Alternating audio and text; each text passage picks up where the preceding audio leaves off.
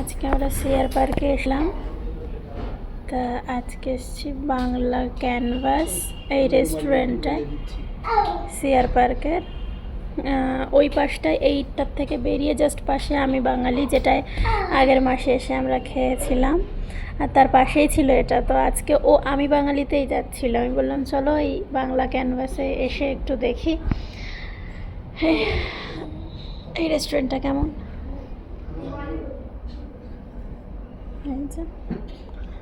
এখানে আজকে আমরা খাবো না, বসে অর্ডার করা হয়েছে, বাড়ি নিয়ে যাব। বেডরুম,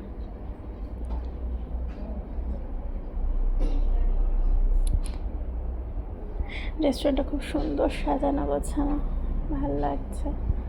খাবার কেমন জানি না, এখানে টেস্টও করবো না, কারণ আমরা অর্ডার করেছি বাড়ির জন্যে।